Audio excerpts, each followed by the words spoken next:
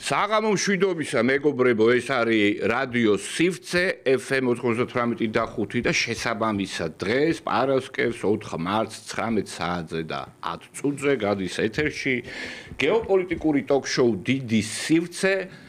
არ დაგავიწყდეთ და ლაიქება, მეუბნები მათ ვინც უყურებს ჩვენს მაუწყებლობას სტრიმის მეშვეობით Facebook გვერდზე, მოგვიანებით კი YouTube-ზე, ძალიან გჭირდება თქვენი ლაიქები, თქვენი კომენტარები, რა თქმა უნდა, ნორმატიული ლექსიკის ფარგლებში შეიცადეთ და დღეს ყავს ორი არაჩვეულებრივი სტუმარი, სრულიად ბუკვალურად ვამბობ ამას. ეს არის ფილოსოფოსი, სოციალური მოაზროვნე ზაზა შათერიშვილი და საჯარო პოლიტიკის სპეციალისტი გურამ ნიკოლაშვილი.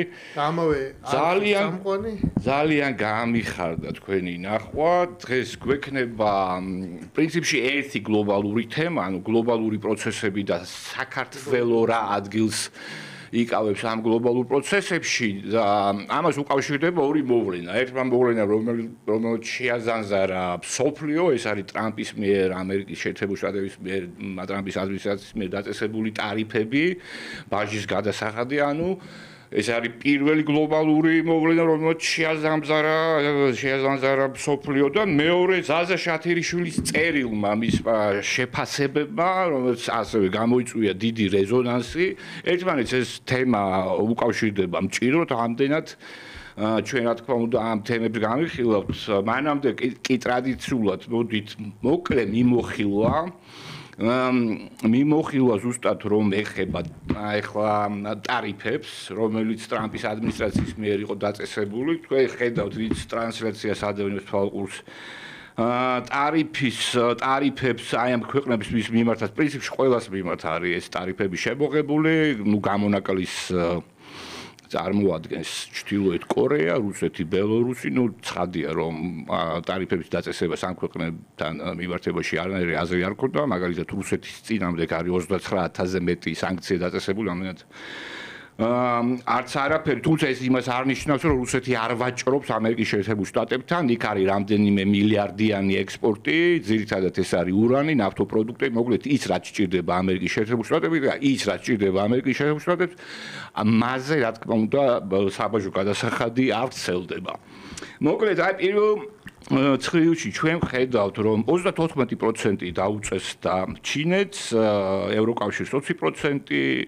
ძალიან საინტერესოა რომ აზიის სამხრეთ აღმოსავლეთს, ანუ ვიეტნამს მაგალითად 46%, ტაივანს 32% და აი ტაილანდსაც კი 36% დაუწესდა, ასევე ბანგლადეშს და ასე შემდეგ. საინტერესო არის მეორე ცხრილი, მე ხლა აქ მაქვს მხოლოდ ორი ჯგუფის, პრინციპში ვთქვით რომ პრაქტიკულად ყველას დაუწესდა, ესე იგი ყველაზე მაღალი ტარიფები, ანუ ბაჟის გადასახადი არის დაწესებული აზიის ქვეყნებზე, ევროკავშირს აქვს უნივერსალური 20%-იანი გადასახადი, მაგრამ რაც შეეხება პოსტსაბჭოურ სივრცეს, აქ არის მენიშნა ყოველ შემთხვევაში ის, რომ მოლდოვას დაუწესდა 31%-იანი გადასახადი.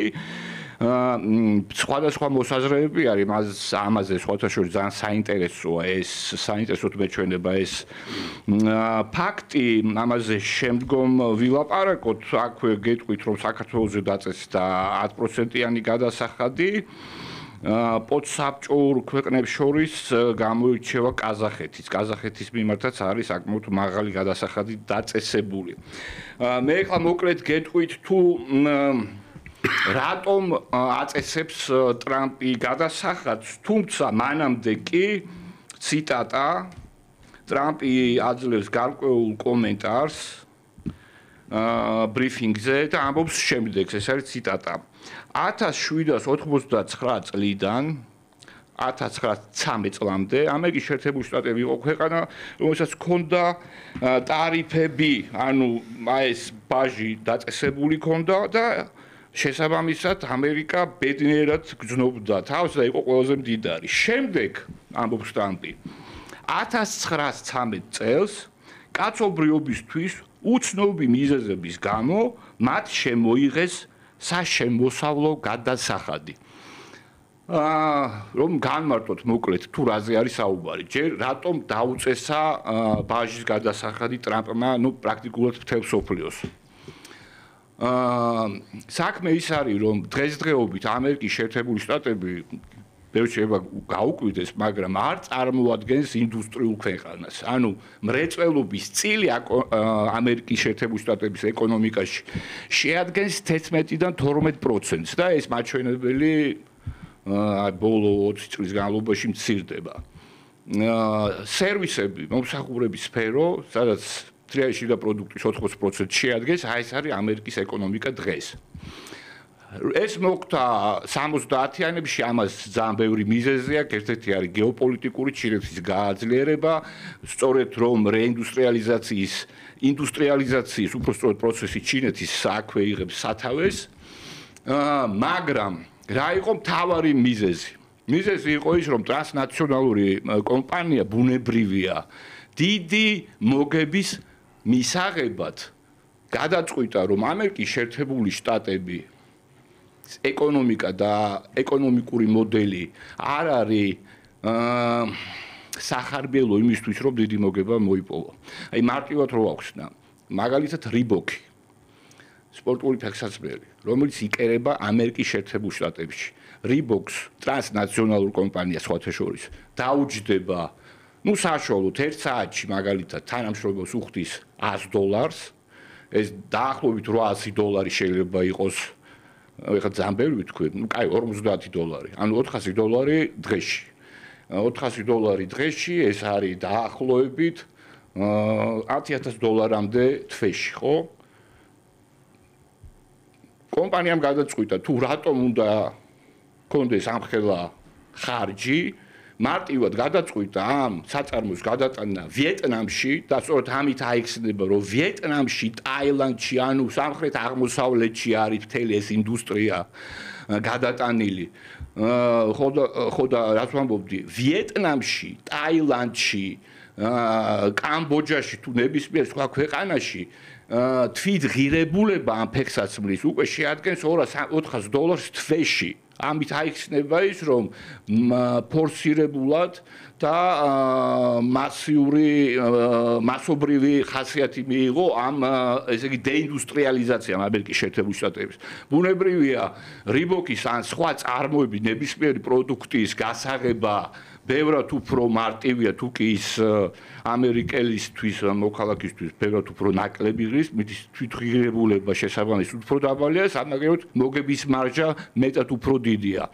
ტრამპიც ცდილობს, რომ ამ ტარიფების დაწესებით მიაღწიოს რას? რეინდუსტრიალიზაციას ამერიკის შეერთებულ შტატებში, მაგით ცდილობს, რომ ისევ გადმოიტანოს ეს საწარმო სიმძლავრეები ამერიკის შეერთებულ შტატებში და გარკვეული შედეგიც არის, მაგალითად, Honda-მ უკვე გამოაცხადა, რომ აპირებს ავტოქარხნის ესე იგი აშენებას ამერიკის შეერთებულ შტატებში და როგორც ტრამპი ამბობს, უკვე არის მრავალ ტრილიონიანი შეთანხმებები სხვადასხვა ინვესტორებთან და ეს უკვე იქნება ამერიკის შეერთებულ შტატებისთვის, როგორც ტრამპი ყოველთვის ამბობს, ეს იქნება სამსიდიადის დაბრუნება, ამერიკა კვლავ იქნება ძლიერი, ამერიკის ეკონომიკა ისევ იქნება უპრეცედენტო ძლიერი, როგორც იყო ადრე, რაც შეეხება მის განცხადებას, რომელიც გაკეთდა თეთრი სახლის ბრიფინგზე, ესე იგი, მან თქვა, რომ აი დამოუკიდებლობის დღიდან 1913 წლამდე ამერიკის შეერთებული შტატების ძირითად შემოსავალს წარმოადგენდა ბაჟის გადასახადი. რა მოხდა 1913 წელს? 1913 წელს 20 დეკემბერს მე მგონი ამერიკის შეერთებულ შტატებში კონგრესის გადაწყვეტილებით შეიქმნა ფედერალური სარეზერვო სისტემა და იმ დღიდან ვალუტის ემისია აღარ არის ამერიკის შეერთებული შტატების სახელმწიფოს პრეროგატივა, ბევრმა არ იცის, ამერიკის შეერთებული შტატების და ძირითადი სარეზერვო ვალუტის ემისია ხორციელდება კერძო კომპანიების მიერ. ამდენად ტრამპი სწორედ ამას გულისხმობდა და შემდეგი დარტყმა, როგორც ბევრი კომენტატორი ვარაუდობს, იქნება მიმართული ზუსტად რომ სარეზერვო ფედერალური სისტემის მისამართით. ამას ამბობს მასკი ძალიან ხშირად და Fort Knox-ის აუდიტიც ამას გულისხმობს. მოკლედ ჩვენ უნდა მივადევნოთ ამ პროცესებს თვალი, ვინაიდან ძალიან საინტერესო რამ ხდება ამერიკის შეერთებულ შტატებში. მოდით ეხლა გადავიდეთ უშუალოდ, აი ამ უკავშირდება ბუნებრივია ჩვენი დღევანდელი საუბარი ამ თემებსაც, მაგრამ მინდა ზაზას ვკითხო წელთან დაკავშირებით, რომელიც გუშინ გამოქვეყნდა, რომელიც არის ძალიან საინტერესო, რომელიც გვთავაზობს ახალ რაკურსს, რომელიც მეშვეობითაც შეგვიძლია დავინახოთ ეს სინამდვილე და პირველი კითხვა მაქვს ასეთი. აქვე გავიხსენებ ირაკლი კობახიძის განცხადებას, სადაც ის ამბობს, რომ ბუნებრივია კომპლიმენტარულია ტრამპის მისამართით და ამბობს შედეგს, რაც შეეხება მოვლენათა შემდგომ გავითარებას, ნახოთ ჩვენ მზად ვართ ყველაფრისთვის, არსებობს ორი შესაძლო სცენარი. პირველი ტრამპი ამარცხებს Deep State, ამ შემთხვევაში ჩვენთვის ხელსაყრელი სცენარი იქნება, რომელიც შეუწყობს საქართველოსა და ამერიკის შეერთებულ შტატებს შორის ურთიერთობების გაუმჯობესებას, თუმცა თუ ტრამპს არ მოუხერხდება Deep State-ის დამარცხება, მაშინ არსებობს რისკი, რომ მოვლენები ისე განვითარდება, როგორც ბოლო 4 წლის განმავლობაში, ანუ ბოლო 4 წლის განმავლობაში ჩვენ მეძგრად უწევდით წინააღმდეგობას, რამდენიმე ცდელობა იყო დესტაბილიზაციის, რო არ ვთქვათ რაღაც სახელმწიფო გადატრიალების, ეს ყველაფერი ჩვენ ვიცით, მაგრამ ეს განცხადება გარკვეულწილად შედის წინააღმდეგობაში შენს მოსაზრებებთან. შენ თვლი და ამ შენს წერილში ეს წითელი, ხაზგასმით არის აღნიშნული, რომ ტრამპის მოსვლა ხელისუფლებაში და მთლიანად ტრამპის პოლიტიკა არის რებრენდინგის მცდელობა. ანუ Deep State არსად არ მიდის, Deep State რჩება თავის ადგილას, უბრალოდ სახეს იცვლის. სხვათა შორის ეს პროცესი რებრენდინგის ახასიათებს ამერიკის შეერთებულ შტატებს, აი უკანასკნელი რებრენდინგი მაგალითად, რომელიც მე მახსენდება საკმაოდ შთამბეჭდავი და თქვენს ბუნებრივია იცით, აი ავანსად გაცემული ნობელის პრემია და ბარაკ ობამას მოსვლა, ესეც იყო ერთგვარი რებრენდინგი. რატომ თვლი რომ დღეს ტრამპი არის მხოლოდ რებრენდინგის მატარებელი და არა ძირეული კარდინალური ცვლილებების? მოდი მოვლენებს შევხედოთ ორი კუთხით.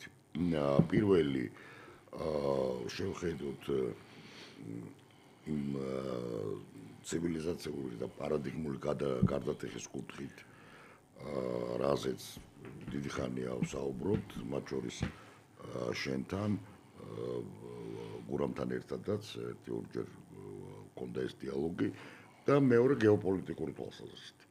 მოცემული ტექსტი არის სწორედ გეოპოლიტიკური კუთხით დაწერილი. გარკვეული აზრით ეს არის კვახე შეძახილი. როგორც იტყოდა ილია ჭავჭავაძე, აი გენიალურ ინგლისელ აცგარდაცულ რეჟისორს კერასელს აქვს ეგეთი ფილმი ლისტომანია. ხო და აი არა მარტო საქართველოში სუპერს ტრამპომანია. და მე მგონი ამ ეიფორიიდან უნდა გამოვიდეთ და განვიხილოთ ის შესაძლო სცენარი, როდესაც ტრამპი ვერ ამარცხებს Deep States და პირიქით Deep State-ი აქცევს ტრამპს იმ ფიგურად, რომლის მეშვეობითაც ის აგრძელებს თავის გეოპოლიტიკურ თამაშებს. მოდი ვთქვათ ეგეთი რაღაცა, პარადიგმული ცვლილება ნამდვილად მოხდა, იმიტომ რომ ამ აზრით ხო ტრამპი არის ორი მოვლენა ერთდროულად. ტრამპი როგორც სიმპტომი და ტრამპი როგორც პრეზიდენტი. ტრამპი როგორც სიმპტომი ეს არის დაავადების გამოხატულება, სიმპტომი როგორც დაავადების გამოხატულება და მე ამ დაავადებას უწოდებდი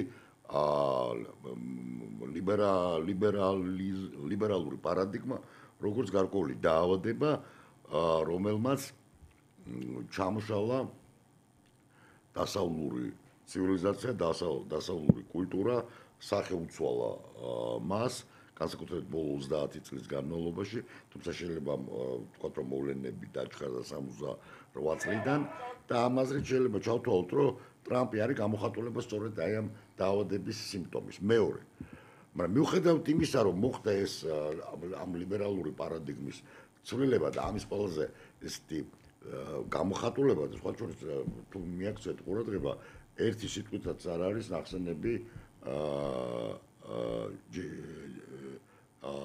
JD Vance ერთი არ არის ნახსენები, რატომ?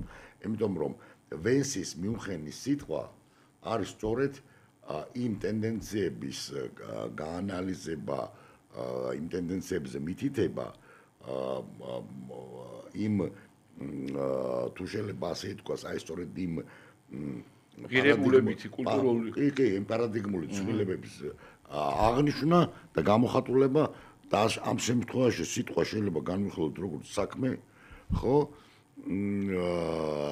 რაც მოიტანა ამ ტრამპის ეფექტმა. ტრამპმა როგორც სიმპტომმა, მაგრამ გეოპოლიტიკა არსად არ წასულა.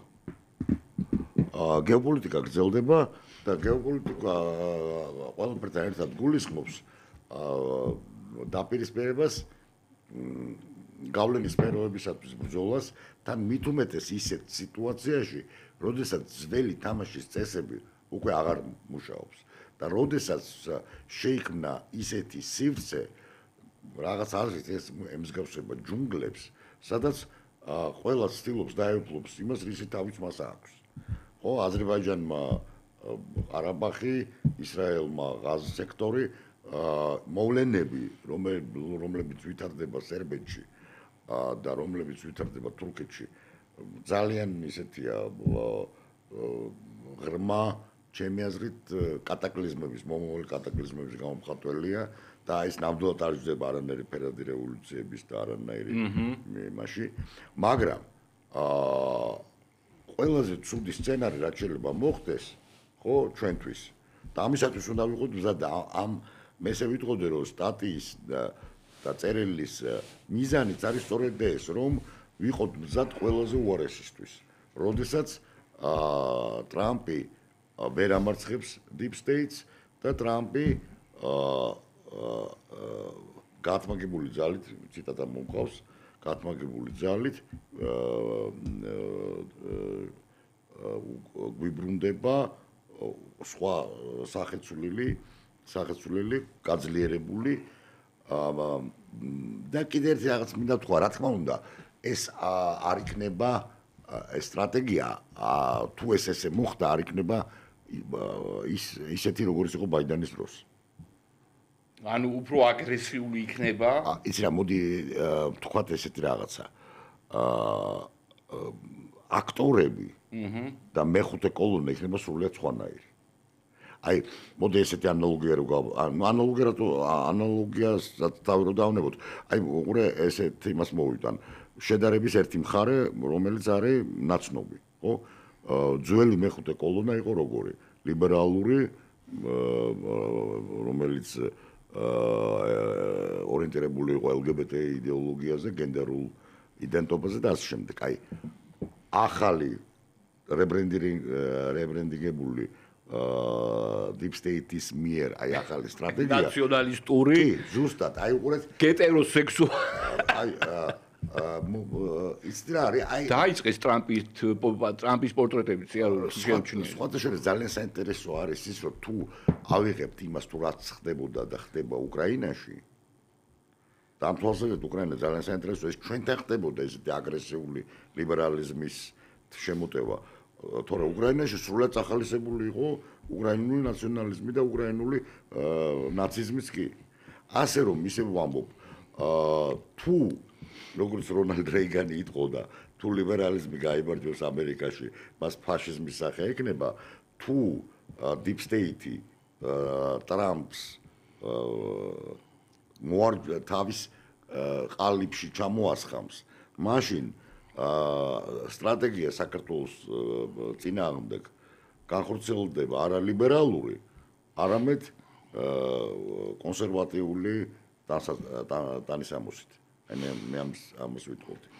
კი ბატონო, აქ არის ძალიან საინტერესო რა ეხლა ნახეთ რაშიც გეთანხმები ამ წერილშიც წერ რომ თითქოს და ტრამპი ანუ ჩვენ ვხვდებით რომ ავტორიტარულ პირობითად ავტორიტარულ მმართველობას გარკვეული უპირატესობა დემოკრატიულ რეჟიმებთან იმ თვალსაზრისით რომ განსაკუთრებით საომარი პირობების დროს ის უფრო მარტივად ახდენს მობილიზაციას საზოგადოების ეკონომიკის და ასე შემდეგ. სამაგიეროდ დემოკრატიებს სხვა უპირატესობა გააჩნია.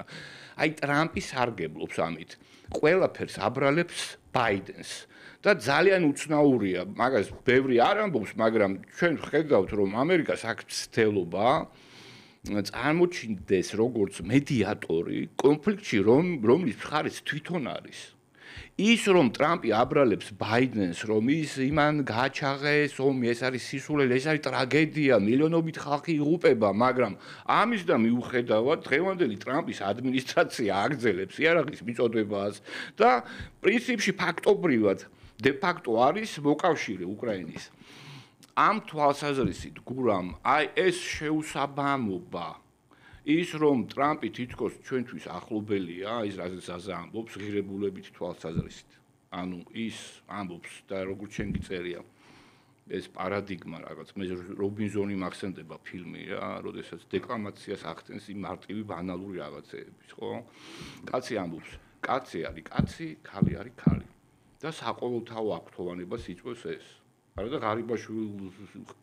ღარიბაშვილმა გაახმოვანა ეს ფორმულა 2013 წელს ჩვენ გვახსოვს ხო ესეთი აჟიოტაჟი არ გამოუწვევია მაშინ ამას ხო აქ საყოველთაო რაღაც ექსტაში არის ყველა კონსერვატორი რა ეს როგორც ითქნა და ამ შემდეგ მაგრამ ამის და მიუხედავად ტრამპი აი ამ ბაჟების დაწესებითაც ის ცდილობს საკუთარი ეროვნული ინტერესების დაცვას. ეხლა მე როდესაც ვამბობ იმას, რომ რატომ აწესებს სჭირდება რეინდუსტრიალიზაცია, სჭირდება ქარხნების აწარმოების გადმოტანა ამერიკის შეერთებულ შტატებისთვის და მათ შორის იმისთვის, რომ გააძლიეროს სამხედრო კომპლექსი. იმიტომ რომ გასაგებია, რომ აეროკოსმოსური მრეწველობა კონკურენციის გარეშე არის ამერიკის შეერთებულ შტატებს ვერავინ უწევს უბრალოდ კონკურენციას და მაღალ ტექნოლოგიებში, იქ მასკის მეშვეობით Starlink-ების დაახლოებით 20000-მდე სატელიტია და ამ თვალსაზრისით ვერავინ ვერ უწევს კონკურენციას, მაგრამ სამაგიეროდ არის ელემენტარული რაღაცეები, აი ჭურვების წარმოება.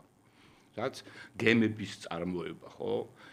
რეინდუსტრიალიზაციის გარეშე ამ ამოცანების გადაწყვეტა არის ძალიან რთული და ეს ნიშნავს იმასაც, რომ ამერიკა ემზადება დიდი კონფლიქტებისთვის. გურამ, შენ როგორ შეაფასებდი აი ამ ვარაუდს, რაც ზაზასაა გამოთქმული? ზაზას თავის დროზე ქონდა ესეთი გადაცემა, ერქვა ხანმოკლე მე-20 საუკუნე, ხო? ჩვენ ხშირად ლაპარაკობენ რაღაც ვესტფალიის ფორმატზე მე-19 საუკუნეში დაბრუნებაზე, მაგრამ სადაც ბრუნდებით, ეს არის მე-20 საუკუნე. მე-20 საუკუნეს ხანმოკლე მე-20 საუკუნე შედგებოდა ორი ნაწილისგან, ხო ისეა, პირველი ეს იყო პირველი მსოფლიო ომი და რევოლუციები, ის სერიოზული ცვლილებები რაც მოხდა და მთავარი რამაც შეძრა მაშინ მსოფლიო ეს იყო რუსული რევოლუცია, იმიტომ რომ შემოიტანა ევროპისთვის ევროპული იდეების რეალიზება მოხდა სოციალიზმის სახით და ეს წყობილება შეიქმნა და შემდეგ უკვე მეორე მსოფლიო ომის შემდეგ, როდესაც ეს ევროპული კონფლიქტი ფაშიზმიდან და ჰიტლერიდან დაწყებული რაღაცნაირად დამთავრდა და მივიღეთ მე-20 საუკუნის მეორე ნახევარი, როცა სამყარო გაიყო ორ ნაწილად, ხო, თავის გავლენის სფეროებით და პოლუსებით. აქეთ ნაწილში იყო ერთპარტიული მმართველობა, ძალაუფლების მემკვიდრეობით გადაცემა შიდა კარის რაღაცა ინტრიგებით და იყო სოციალიზმი, რაც გულისხმობდა მეტ-თანასწორობას ადამიანებს შორის, შეიძლება დაარქვათ ამას, ეს იყო სიღარიბეში თანასწორობა, მაგრამ ეს იყო ეს თანასწორობა, რაც აქეთ ამ მხარეს ახლდა და ჩვენ მივიღეთ ეს სოციალისტური ბანაკი თავისი გავლენით, რომელიც ცხადია, რომ მეორე მსოფლიო ომის შემდეგ და უკვე ატომურ ეპოქაში იდგა ძალაზე. ასეთივე ძალაზე იდგა დასავლური სამყაროც, რომლის ოღონდ მთავარი მამოძრავებელიც იყო კაპიტალიზმი, რაც ნიშნავს იერარქიულობას, რაღაცა კაპიტალისტებს, ამფლობელებს, მათ ინტერესებს, მაგრამ ამავე დროს ამათ ქონათ მმართველობის სისტემა დაღებული დემოკრატია. რაც ნიშნავს, რომ ძალაუფლებების, ფორმალური ძალაუფლებები იცვლება, ადამიანებს აქვთ განცდა, რომ ისინი ზემოქმედებენ პოლიტიკაზე, ცვლიან, მაგრამ მთელი ეს სისტემა, რა თქმა უნდა, ემსახურება ამ კაპიტალის ინტერესის დაცვას, რომელიც მართლაც ღრმად არის ამგვაგებით ჩაბუდებული და ეს არაფერი ამაში კონსპიროლოგიური არ არის, ეს გაცხადებულია, ბუნებრივია, ეს არის მთავარი ამერიკული ღირებულება. და უამრავ ფილმში მოგისმენიათ ეს, რომ რა თქმა უნდა ჩვენ ერთმანეთს უნდა გამოვართოთ ფული, აბა კომუნისტები ხომ არა ვართ. ნათლია ის ციტირება რომ გავაკეთო, ხო ეხლა. ანუ ეს ორი აი ასეთი სისტემა, სადაც პლუსები და მინუსები აქვს, არის ერთმანეთთან დაპირისპირებული. ეს თავდება ცხადია მე-20 საუკუნე უდიდესი კატაკლიზმით, რაც ქვია საბჭოთა კავშირის გრევა, არა იმიტომ რომ საბჭოთა კავშირი ვთქვათ ყველაფრით კარგი იყო და გადარჩებოდა, არამედ იმიტომ რომ ეს წესრიგი დაირღვა მთლიანად, ხო? ეს ბანაკი დაეცა და უბრალოდ დარჩა ხელს შერჩა ძალაუფლება იმ ერთ ოპონენტს და კონკურენტს, რომელმაც მე ბუნებრივად განავრცო თავის ძალაუფლება დანარჩენ პლანეტაზე და იმ მეთოდებით, რაც მას ჰქონდა. ანუ რადიო თავისუფლება, რომელიც იყო საბჭოთა კავშირის წინააღმდეგ და უამრავი სხვა ამერიკის ხმა და ამ შემდეგ შეგნებად გააგრძელეს არსებობა და დაიწყეს აი ამ თავისი გამარჯვებული, ეს ვთქვათ, იდეოლოგიის გადატანა დანარჩენ ქვეყანაზე, ანუ მორგება. შესაბამისად, ლიბერალიზმი, კაპიტალიზმი, დემოკრატია, ეს ყველაფერი გავრცელდა მთელ სამყაროს თუ არ ვიგულისხმებთ იმ არაბულ ქვეყნებს, ირანს და ისეთ რაღაცა ჩაბუდებულ სისტემებს, მათ შორის პირველ რიგში ჩინეთს. მაგრამ ჩვენ გვახსოვს, რომ მივიღეთ გლობალიზაციის ეპოქა. თავის დროზე ხშირად ეხლა უკითხავ აი გლობალურ რომის პარტიასაც იძახით და 20 წლის წინ ეს გლობალიზაციაზე ლაპარაკი იყო მთავარი თემა. ვასეთ, მივიღეთ ეს გლობალიზაცია, რომელიც პირველ რიგში რა თქმა უნდა იმსახურებოდა კაპიტალის ინტერესებს, იმიტომ რომ ეს ნიშნავს მეტ წარმოებას, მეტი წარმოება, მეტ მოგებას, მეტი გასაღების ბაზრის ათვისებას.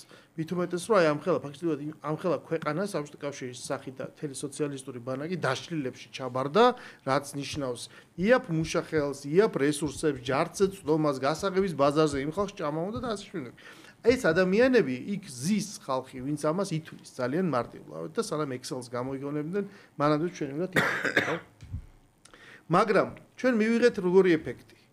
ჩვენ მივიღეთ ეფექტი, რომ აი ამ კაპიტალის გამო, როდესაც ტექნოლოგიების გადინება მოხდა, ისევე როგორც ხორბალს ყიდდა და საბჭოთა კავშირი რომ მიიღო ამერიკისგან ეყიდა მე უშუალებელი კატალოგები მაქვს ამერიკული და გამოგზავნილი ნანახი საბჭოთა კავშირისთვის დაბეჭდილი სპეციალურად რამდენიმე აღჭურვილობას და დანადგარებს თავაზობდნენ ამას ყიდულობდა საბჭოთა კავშირი ანუ ინდუსტრიალიზაცია ჩატარდა ხორბალსაც ყიდულობდა კანადისგან ამერიკელებისგან ხო და ინდუსტრიალიზაცია პრაქტიკულად დასავლური ტექნოლოგიებით მოხდა ასევე ჩინეთმა იმიტომ რომ არის იაფი მუშახელი და ასე შემდეგ მიიღო ეს ყველაფერი ეს წარმოება იმუშავა პრაქტიკულად როგორც მონამ გალერებზე, მაგრამ სამაგეროდ ისწავლა, გაიზარდა ეს ტექნოლოგიები აითვისა და როცა ითვლიან ხოლმე რომ არსებობს 36 კრიტიკული დარგი და დღეს უკვე პრაქტიკულად 9-ში იყო წინ ჩინეთი და დღეს არის რაღაც 32-ში მოწინავე, ეს რეალობა მივიღეთ და მივიღეთ სწორედ არ დაგვეცოს ჩინეთის ისე კომუნისტური პარტია მართავს, მისი დროშა პრაქტიკულად ისევ ისეთია იმ ქვეყნის მსგავსი, სადაც ჩვენ დავიბადეთ და ეს სოციალისტური ბანაკი, რომელსაც უბრალოდ წარმოება, ტექნოლოგია და კაპიტალიზმის საფუძვლები ამ გაგებით, ანუ კერძო მეწარმეობა შეითვისა, თუმცა სახელმწიფო კონტროლი მაინც ძლიერი დატოვა, იქცა ამ მიზიდულობის ცენტრად. მაგრამ ყველაფერი პრაქტიკულად შეცვალა მთავარმა მოვლენამ 21 საუკუნეში, იმიტომ რომ 25 წლის განმავლობაში პუტინის ქვეშ რუსეთი ნაბიჯ ძლიერდებოდა, როგორც პრაქტიკულად დასავლური ქვეყანა ინტეგრირებული თავისი რაღაცა ამოუწურავი რესურსების გამო, ხო? ის იყო მიმზიდველი ქვეყანა ამ დასავლეთისთვის, იმიტომ რომ მიიღოთ ენერგომატარებლები, ყოფილიყო გასაღების ბაზარი და ასე შემდეგ.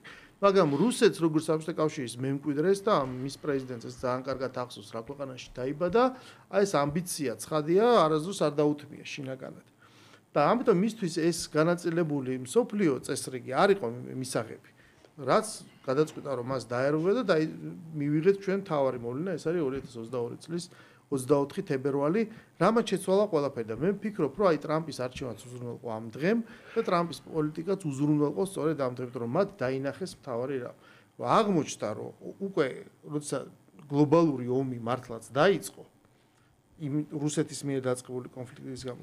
აღმოჩნდა, რომ თურმე მნიშვნელობა აქვს იმ ინდუსტრიას და საწარმოებს, რაც არის შენ ქვეყნის შიგნით, მათ შორის რა თქმა უნდა სამხედრო ინდუსტრიასაც. აღმოჩნდა, რომ მნიშვნელოვანია, რომ შენ ყავს თუ არა ჯარი, რომელიც უბრალოდ ფორმა კი არ აცვია, არამედ შეუძლია ბრძოლისულად წავიდეს და იქ მოკვდეს. და აღმოჩნდა, რომ გადაწყვეტილებები და ქვეყნის მართვის რაღაც ეფექტურობა და მოქნილობა არის ასევე ძალიან მნიშვნელოვანი. და უცებ დასავლეთმა აღმოაჩინა სამწლიანი უკრაინის ომის გამო, სადაც ფულის მეტი არაფრის მიწოდება არ შეეძლოთ, მაქსიმუმ კიდე რაღაცა ლიმიტირებული იარაღი, რომელზეც ის სამხედრო კომპლექსი დასავლეთში უდიდეს ფულს შეუძლობს და ეს ფულის შოვნა ყოველთვის ხდებოდა მათ შორის ავღანისტანს შემდეგ სად არის აბა 3 ტრილიონი გამქრალი ხო? აღმოჩნდა ეს ყველაფერი და სადღაც ის ამერიკაში, იმიტომ რომ მაინც ანტრეპრენერული სულით შეპყრობილი ხალხი ცხოვრობს იქ, მიხვდნენ და დათვალეს, რომ ესენი ასე გლობალურ კონკურენციას უბრალოდ წააგებენ. ამიტომაც არის ძალიან მარტივად ტრამპის პოლიტიკა, რომ მას სჭირდება ტერიტორიული სიდიდე და ზომა, რასაც პირდაპირ გააკონტროლებს, ამიტომ სჭირდება კანადა და გრენლანდია. ეს ყველაფერი ნიშნავს გასასვლელს არქტიკაზე და წიაღისეულზე და სავაჭრო გზებზე. ეს ნიშნავს პირდაპირ იმ გრენლანდიიდან და სხვადასხვა იმ ტერიტორიებიდან სასარგებლო მინერალების ამოღებას და წიაღისეულის და ეს ნიშნავს ქვეყანაში წარმოების დაბრუნებას იმისათვის, რომ იყოს თანამედროვე გამოწვევებისთვის კონკურენტუნარიანი. და თუ ეს მოითხოვს მართლობის არქიტექტურის შეცვლას, დაიყოს ეს, იმიტომ რომ ის უამრავი არვინი და სხვები რაღაც იდეოლოგები ვინც იყავთ და რასაც წერენ, ეს ყველაფერს დემოკრატიასთან კავშირი არ აქვს, ის პრაქტიკულად ანტიდემოკრატიულია, იმიტომ რომ იძახის, რომ ამერიკა არის კორპორაცია, შექმნილი და ეს უნდა იყოს კორპორაცია და ესე უნდა იმართებოდეს. არისტოკრატია, მერიტოკრატია. ამიტომ ტრამპის განცხადებები, რომ შეიძლება მესამე კენჭი ვიყარო, ეს ყველაფერი ემსახურება საზოგადოების შეგუებას, რომ ყველაფერი იქნება სხვანაირად. და რაღაც სრულებები არის საჭირო. პროცესი ამ ეტაპზე მიდის ამისკენ, რომ მას ურჩევნია, რომ გაიყოს სამყარო გავლენის სფეროების ქვეშ და მე კონკურენტუნარიობით მან თავისი ნახოს, იმიტომ რომ გლობალურ სამყაროში სადაც ამერიკა იყო უბრალოდ ჟანდარმი, იმიტომ რომ არსებობდა აღქმაში, რომ აი დოლარი არის მთავარი ვალუტა, და რომ ამერიკა არის სუპერ სახელმწიფო, იმიტომ რომ სხვა არამე აღქმაში არ არსებობდა. ესე ითვლებოდა, მაგრამ ერთჩვენიერ დღეს აი როგორც აი აკელამ ააცილა, ხო? დაახლოებით ეგეთი სურათი მივიღეთ, იმიტომ რომ ერთჩვენიერ დღეს აღმოჩნდა, რომ აი დაიწყო კონკრეტული ომი, ვიღაცა მისროლა ეს ხალთათმანი, გარისკა, თავის 100,000-ობით სიცოცხლე, იმისაც რომ ეჩვენებინა, რომ ყველაფერი ესე არ არის და მივიღეთ ამიტომ დღევანდელი სურათი, მაგრამ აი რომ დავაბოლოო და უკვე ზაზას თემას რომ ამ ხელა შესავალი შევეხო არის ის, რომ ამერიკა მაინც არის პოლუსი, მაინც იქნება მიზიდულობის ცენტრი, ეს იქნება კაპიტალისტური ქვეყანა, რაც ნიშნავს ამ კაპიტალიზმის დაცვის საჭიროებას და ეს არის სწორედ მათი ეროვნული ინტერესი. ამიტომ შეუძლებელია როგორადაც ღირებულებიდან რა მოწონს ქართლას ტრამპში, იმიტომ რომ ისიც ლაპარაკობს, რომ არსებობს ცუდი NGO-ები, არსებობს რაღაც LGBT პროპაგანდა, არსებობს რაც ქალი-ქალი, ანუ აი ამ გარეგნულ გარსზე რეიგანიც იგივეს ლაპარაკობდა. რეიგანი საშობაო ეპისტოლეებს წერდა და კითხულობდა. დიდი ამბავი მაშინ ხო, მაშინ ბევრმა არ იცოდა. ეს დღევანდელი ტრამპისტები ეს არიან რეიგანისტები, მაგრამ ამერიკა არის ისევ ამერიკული ინტერესი, ეს მოიმსახურება ამერიკულ ინტერესს. ამ პროცესში ჩვენ ერთადერთი მივიღეთ ის, რომ აღმოჩნდა, რომ იცი რა არის, ყველას თავისი ინტერესი ქონია თურმე. აქამდე იყო ერთი დიდი გლობალური სიკეთე რა, ან ხარ ნათლის მხარეს, ან ხარ ბნელის მხარეს, ხვდები? ნათელი არის დასავლეთი, ბნელი არის რუსეთი. და დღეს უცებ აღმოჩნდა, რომ ყველას თავისი ინტერესი აქვს და ბნელი კი აღარ არის რუსეთი, რომ იცი რა, თუ შენ გინდა რაღაცნაირად მშვიდობა და მოლაპარაკება, შეიძლება თურმე იმასაც ჩვენ ხო ვეკზალებოდა რუსეთთან ლაპარაკი. აი მათთვის თურმე შეიძლება გესმის, აღმოჩნდა, რომ ესენი მე იცხვიში თითის დაიღებას მირჩნიან, ხო იცი ეგ ანეკდოტი. დაახლოებით ეგ მივიღეთ და უცებ გაგვახსენდა, რომ შეიძლება არსებობდეს ქართული ინტერესი და რა არის ქართული ინტერესი? აი ამის განსაზღვრა დღეს გადაწყვიტა იმ არჩეულმა ხელისუფლებამ, რაც ყავს, ხვალ თუ სხვა ხელისუფლებას აერჩევენ. სხვა პროცესი დაიწყება და სხვანაირად გადავწყვეტ და ყველაფრის შედეგს ერთიანად მოვიმკით. მაგრამ მივიღეთ ქართული ინტერესი, მივიღეთ ყველას თავისი ინტერესი და ამ შემთხვევაში შეუძლებელია, რომ თუ ეს გადაკვეთა არ მოხდება, მაშინ არ მოხდება. ამიტომ ვერანაირ ტრამპზე დამოკიდებული ჩვენ ვერ ვიქნებით. ჩვენ უნდა შევხედოთ დღეს კონკრეტული დისპოზიცია რა არის. კი ბატონო, გეთანხმები აბსოლუტურად ხშირად ვამბობ, რომ ჩვენ საზოგადოებაში შეიმჩნევა ესეთი ლტოლვა იმისკენ, რომ რაღაცა აი ნეტავ თქვას რამე, ნეტავ დაამყარონ რაღაც კავშირი, გააგზავნონ ვინმე, აი გუშინ აღშფოთებული ერთ-ერთი ჩვენი მსმენელი წერდა და მე ინტერაქტივზეც დარეკა აღშფოთებულმა, რომ რატომ არ ნიშნება ელჩი, ეს ხო სტრატეგიულად მნიშვნელოვანი პარტნიორია. ამ თვალსაზრისითაც მინდა ვთქვა, რომ ტრამპი არის არჩეული, არა იმისთვის, რომ დაიცვას საქართველოს ეროვნული ინტერესი, ან ნებისმიერი სხვა, აი მაგალითად უნგრეთის მაგალითი, ხო, იქ არის სანქციები დაწესებული და შენ წერილშიც არის ეს ჩვენს ერთ-ერთ ვიცე-პრემიერზე, ხო, და აი არანაირი რეაქცია არ არის, ხო? თითქოს, მაგრამ ამასთან დაკავშირებით მინდა სხვა კითხვა დაგისვა და ინახეთ დღეს ტრამპმა დაწერა პოსტი, სადაც საჯაროდ დემონსტრატიულად დაიცვა მარი ლეპენი. თქვა რომ დღეს ამერიკის შეერთებულ შტატებში მიმდინარეობს კუდიანებზე ნადირობა საფრანგეთში უკაცრავად, რომ ლეპენმა ბევრი რამე გადაიტანა და მიუხედავად თავისი აი ამ წარუმატებამ მარცხებისა და ასე შემდეგ აგრძელებს ამ თავის ბრძოლას და ყველაფერს აბრალებს ვინ მაკრონს აი ამ მემარცხენე იდეოლოგიას, რომელსაც არ უნდა ჭეშმარიტ ეროვნული ლიდერების მოსვლა ხელისუფლებაში. ჩვენ დავინახეთ ეს მართლაც უნიკალური მოვლენაა. ანუ მართლმა პოლიტიკურმა კლასმა საფრანგეთში აიღო და ჩახსნა მთავარი ოპონენტი, რომლის რეიტინგების მიხედვით ის არის აშკარა ფავორიტი მომავალ საპრეზიდენტო კამპანიაში. იგივე დავინახეთ რუმინეთში. იგივე დავინახეთ აი ეს გუცულის დაპატიმრება მოლდოვაში. ანუ ავტონომიური გაგაუზი არის ეგეთი თურქებით დასახლებული თავის მართლმადიდებელი თავის დროზე ბიზანტიიდან გადასახლებულები, ხო? აქაც არაფერი რეაქცია. ხედავთ იგივე, ხა ნუ ბუნებრივია მეტი რა უნდა ერდოღანს ისარგებლად თავისი ძირითადი ოპონენტის დაპატიმრა.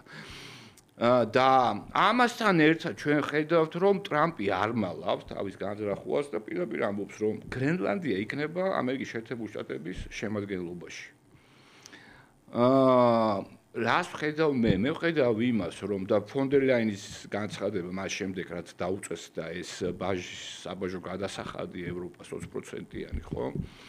ფონდერლაინი ამბობს ჩვენ კაცრ პასუხს გავცემთ, ჩვენ ისე არ დავნებდებით, ჩვენ მოვიფიქრებთ სხვადასხვა ზომებს, რომელიც გარკვეულ პრობლემებს შეუქმნის ამერიკის შეერთებულ შტატებს და ვაიზულებთ იმას, რომ ამერიკამ ესე იგი მოხსნას ეს თავისი ტარიფები. აი ამ ყველაფრიდან გამომდინარე, ხო არ გეჩვენებათ ორივეს გეკითხებით, რომ ამერიკას და ტრამპს აღარ აქვს ბერკეტი, რომ შენთან უბრალოდ ევროკავშირი წერია, როგორც აი ვანდეა, deep state-ის, რომელიც იქ და აი ტრამპი არ ერჩის, იმიტომ რომ ვინაიდან აწყობს. მე ჩემი მოსაზრებით საპირისპირო რომ ვითარება იცვლება ევროკავშირში სულ უფრო აქტიურად გაისმის ხმები, რომ ამერიკის შეერთებული შტატების სტრატეგიული პარტნიორი კი არ არის მოწინააღმდეგე. გრენლანდიაზე აცხადებს პრეტენზიას, გვიწესებს ტარიფებს, ანგრევს ჩვენს ეკონომიკას. ბევრი ეკონომისტების აზრით ამ საბაჟო გადასახადმა შეიძლება ღრმა რეცესიაში ჩააგდოს ევროკავშირი, ვინაიდან მსხვიდველ უნარიანობის მიხედვით და იმის გათვალისწინებით, რომ ამერიკის შეერთებული შტატები უმსხვილესი ეკონომიკაა, მდიდარი ეკონომიკაა, რომ ყველა ცდილობს მოხვედრას და პრაქტიკულად საბაჟო გადასახადი არის ბაზარზე წვდომის გადასახადი, ბუნებრივია ეს ქმნის საფრთხეს.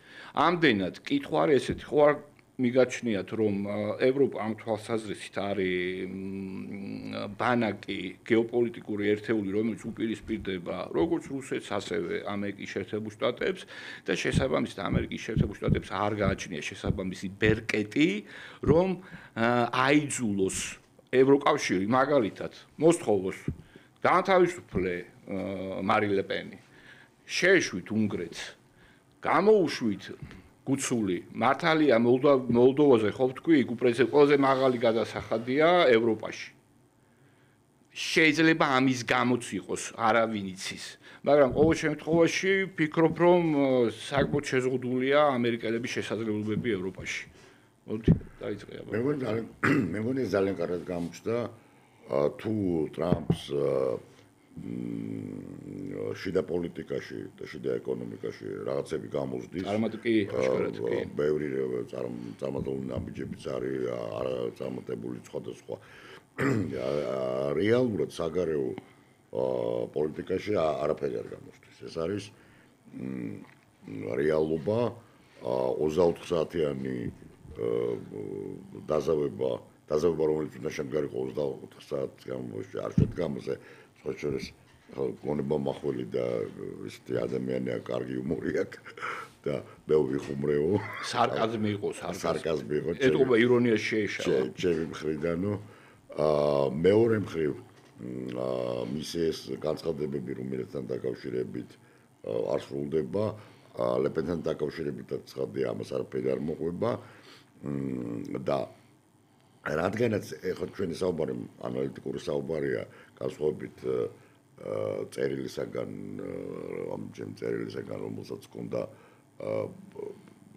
ესეთი მე შევიტყოდი უფრო ვექტორული ხასიათი ესეთი ტენდენციური გარკვეული თვალსაზრისით რომ ყვახე შეძახელი იმ აზრით რომ პირველ რიგში მთავრობა მაგრამ საზოგადოებაც რომელსაც საზოგადოების ის ნაწილი განსაკუთრებით რომელსაც აქ რაც გარკვეული იდენტობის განცდა და ეს შეგრძნება ეიფორიული რომ რასაც გამომეფხიზლებინა ამ ყვახე შეძახელით ანალიტიკურად რომ ვისაუბროთ ესე იგი რა თქმა უნდა გვაქვს სამი ვარიანტი ესეთი მოვლენების განვითარების მესამე ვარიანტიც არის ძალიან მნიშვნელოვანი რომ თუ ამერიკაში ხდება პერესტროიკა და არა მარტო ამერიკაში დასავლეთში მთლიანად მაშინ აი ეს კონვულსიები ლეპენის დაჭერა ჯორჯესკუს დაპატიმრება ალტერნატივის გაწევა გერმანიაში ეს ყველაფერი ძალიან გავს რაც ხდებოდა საბჭოთა კავშირის არსებობის ბოლო წელიწადის განმავლობაში რომელიც დაგურგვინდა გეკაჩეპით აი ეს მე ესე ვიტყოდი ეს თითქოს არ გახანგრძლივებული გეკაჩეპე ყველა ნაბიჯი ბოლოს დაწყებული აი შეგახსენებთ რა თქვენ გახსოვთ გურამ ჩვენზე პატარა მაგრამ შენ მაინც შენ გახსოვთ გურამ წაკითხული აქ 91 წლის 13 მაისიდან მოყოლებული როდესაც მოხდა ვილნიუსის თავდასხმა ვილნიუსში ანძაზე და იქ ადამიანები დაიღუპნენ შემდეგ ესე იგი მთელი არა მანამდე რა თქმა უნდა მაგრამ აი ბოლოს მანამდე 9 აპრილი ჩვენთან რა თქმა უნდა მაგრამ თუ 9 აპრილის დროს ერთმანეთს აბრალებდნენ და არავინ არ იღებდა პასუხისმგებლობას ბოლოს რეჟიმი ხდებოდა სულ უფრო შეერთების გადადგომა რომელმაც პირდაპირ თქვა ნასტობა დიქტატურა ნუ დიქტატურა მოდისოდა და ხდებოდა სულ უფრო deep state-ი მოდისო სხვათა შორის ძალიან საინტერესოა deep state-თან დაკავშირებით უყურეთ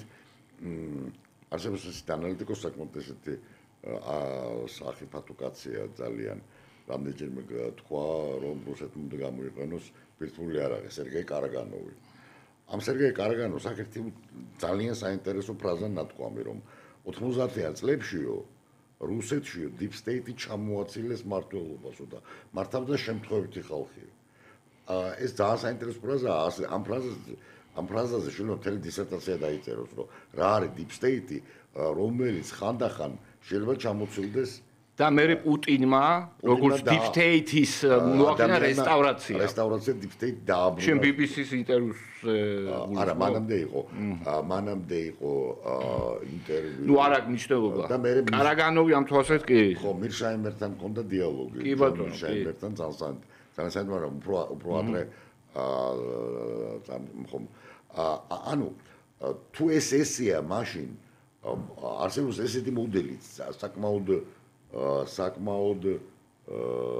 შესაძლებელი რეალისტური კი მე ესე ვიტყოდი პერესტროიკა ამერიკაში რომელიც თავდება ამერიკის დაშლით თუმცა ამერიკის არ უნდა წარმოვიდგინოთ როგორც საბჭოთა კავშირი დაიშალა ხო საბჭოთა კავშირი დაიშალა არსებულ სუბიექტებად აი ის რაც იყო ჩადებული ეს ნაციონალური კი მაგრამ United States ჩვენ თარგმნით როგორც სახელმწიფო როგორც შტატები და ეს არის სახელმწიფოები აი რას ნიშნავს რა თქმა უნდა რომელსაც საკმაოდ დიდი უფლებები აქვს აი ბევრი მაგალითად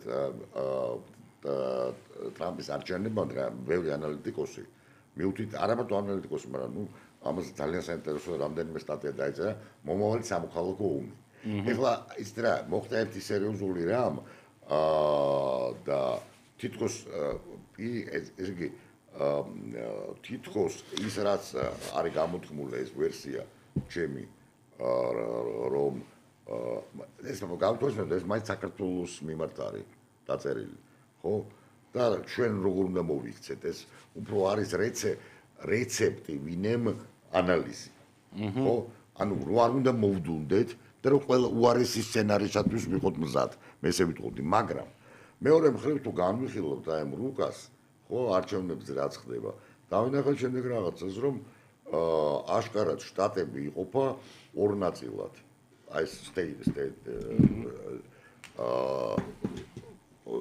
წყნარი ოკეანისა და ატლანტიკის და ცენტრალური. გვერდებზე არიან პროატლანტური ელექტორატი არის წყნარი ოკეანისა და ატლანტიკის ოკეანის. კი, ეგრე არის, კი. შუაში არის ასე ვთქვათ, ჰარტლანდი, ხო, აი და ეს ცნობილი თეორია, ხო, კარლ შმიტის, რომელმაც აღორძინა მიწისა და ხმელეთისა და პროფესორი ქართულად ესე უნდა.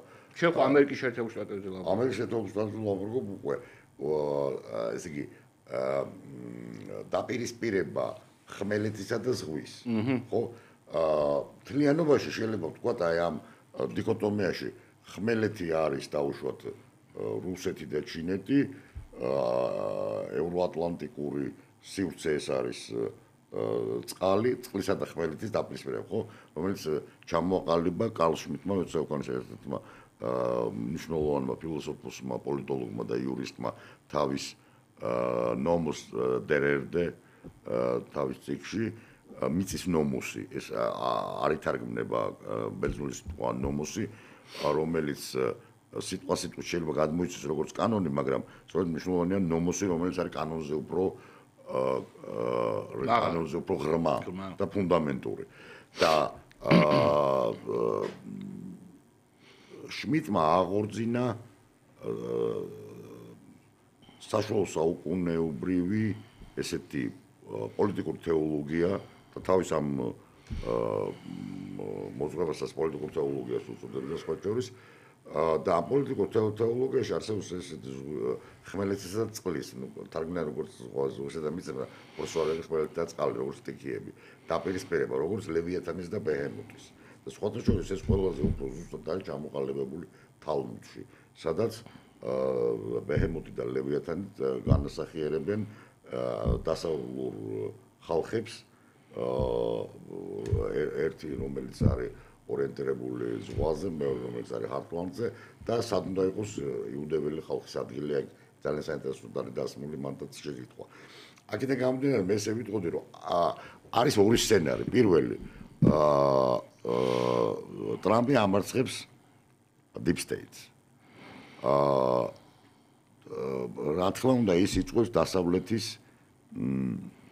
როგორც ერთიანი ქრონოტოპოსის დაშლას. და ამ შემთხვევაში ევროპა და ამერიკა ფუნდამენტურად უპირისპირდება ერთმანეთს და ხდება ევროპის, ნატოს და ევროკავშირის დემონტაჟიც.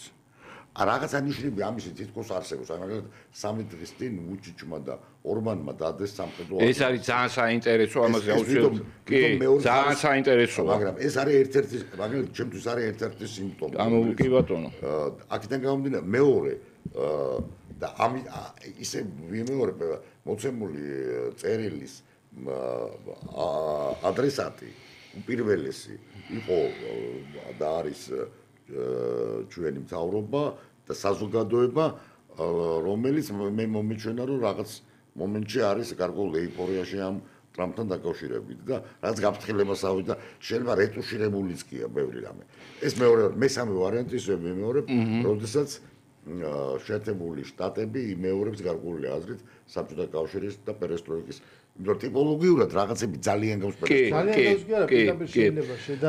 სანამ დაიწყე მე ბაიდენი შეიძლება შევადროთ ბრეჟნევს, ხოლო ტრამპი ელცინსა და გორბაჩოვს და ელცინს ერთდროულად. სანამ გურამი გააგრძელებს ესე იგი ამ საუბარს, უბრალოდ შენ ახსენე ახლა ჰარტლანდი როგორც აი შუა ამერიკა და არ არის შემთხვევითი რომ აი ამ დეინდუსტრიალიზაციის შედეგად ყველაზე მეტად ზუსტად აი ამ მოსახლეობამ იზარალა. კი, არა, ეს ესეა. აი ეს რედნეკები, რასაც ეძახიან. ნამდვილად ესე მე ჩემი თვალით მაგ ნანახი რა, ეს ძალიან ის არის, იცი, 2003 წელს ვიყავი პირველად შეერთებულ შტატებში და მომიწია ბერკლის უნივერსიტეტში ვიყავი, მუშაობდი როგორც მიწვეული მკვლევარი და ნუ მომიწია რაც კონფერენციას დასვლა იმაში ბლუმინგტონში. ვიფრინე დენვერით და რა 2-3 საათი დენვერში და მაშინ გავიგე პირველად რომ არსებობს ესეთი ტერმინი მოჩვენება ქალაქი ghost city და რა ხდება არის უბნები. კი, სადაც არეალები. და გამოუგნებელი რა იყო. შენ უბრალოდ ამაზე ბევრი არ გულობა. ანუ მაშინ 2003 ანუ ნახეთ, ეს გენიალურია. ერთი წუთი ნახეთ, ესე იგი ეს არის ფაქტი. ეს ეგრეთ წოდებული რედნეკებს სწორედ აი ამ მკვიდრ მოსახლეობას ეძახიან. ეს არის თეთრკანიანი ამერიკელები.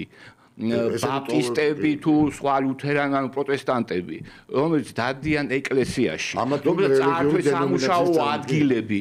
სწორედ ეს ხალხი არის ბაზისური ელექტორატი ტრამპის. და ზუსტად ამ ხალხის ინტერესებში ხდება რეინდუსტრიალიზაცია ამერიკის შეერთებული შტატების. ეს არის ერთი, რაც უნდა გვეთქვა უცილებლად და მეორე ამბობთ ძალიან საინტერესოს, ეხლა მე გამახსენდება.